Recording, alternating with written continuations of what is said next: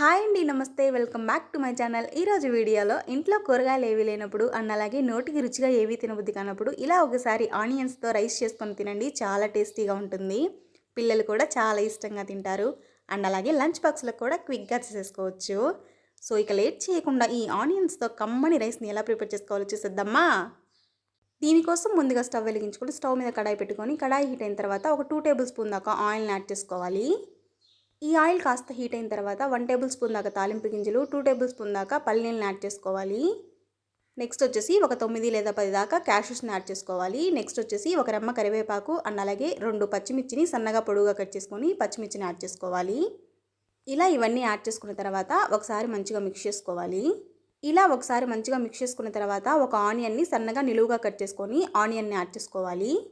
ఇలా ఈ ఆనియన్స్ని యాడ్ చేసుకున్న తర్వాత ఈ ఆనియన్స్ అంతా పచ్చివాసన పోయేంత వరకు ఫ్రై చేసుకోవాలి.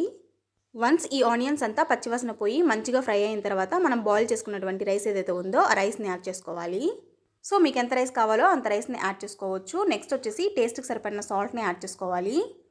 ఇలా సాల్ట్ని యాడ్ చేసుకున్న తర్వాత 1/2 టేబుల్ స్పూన్ దాకా పసుపు, నెక్స్ట్ వచ్చేసి స్పైసీనెస్కి తగినంత కారంని యాడ్ చేసుకోవాలి. నేను ఇక్కడ వచ్చేసి 1 టేబుల్ స్పూన్ దాకా కారాన్ని యాడ్ చేసుకుంటున్నాను. మీరు వచ్చేసి మీ స్పైసీనెస్కి తగినంత కారాన్ని యాడ్ చేసుకోవచ్చు. నెక్స్ట్ వచ్చేసి 1/2 టేబుల్ స్పూన్ దాకా ధనియాల పౌడర్, 1/2 టేబుల్ స్పూన్ దాకా గరం మసాలా పౌడర్ని యాడ్ చేసుకోవాలి. ఇలా స్పైసెస్ అన్నీ యాడ్ చేసుకున్న తర్వాత ఈ రైస్ మొత్తానికి స్పైసెస్ అన్నీ పట్టేలాగా మంచిగా మిక్స్ చేసుకోవాలి. ఇలా ఈ వీడియోలో చూపిస్తున్నట్లుగా ఈ రైస్ మొత్తానికి ఈ స్పైసెస్ అన్నీ పట్టేలాగా మంచిగా మిక్స్ చేసుకోవాలి.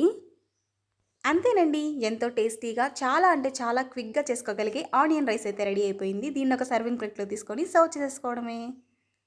ఇలా మీరు కూడా ఇంట్లో కూరగాయలు ఏవి లేనప్పుడు అండ్ అలాగే నోటికి రుచిగా ఏవి తినబుద్ధి కానప్పుడు ఒకసారి ఇలాగా ఆనియన్ రైస్ని ట్రై చేయండి. మీకైతే డెఫినెట్గా నచ్చుతుంది. లంచ్ బాక్స్లో కూడా చాలా అంటే చాలా క్విక్గా చేసేసుకోవచ్చు. ఐ హోప్ ఈ వీడియో మీకు నచ్చిందని అనుకుంటున్నాను. మీకు కనుక ఈ వీడియో నచ్చితే లైక్ చేయండి అండ్ అలాగే మీ ఫ్రెండ్స్ అండ్ ఫ్యామిలీ మెంబర్స్కి షేర్ చేయండి. Finally don't forget to subscribe to my channel. Don't forget to hit the bell icon. And అలాగే ఈ వీడియోని ఎండ్ వరకు చూసినందుకు థ్యాంక్ యూ సో మచ్.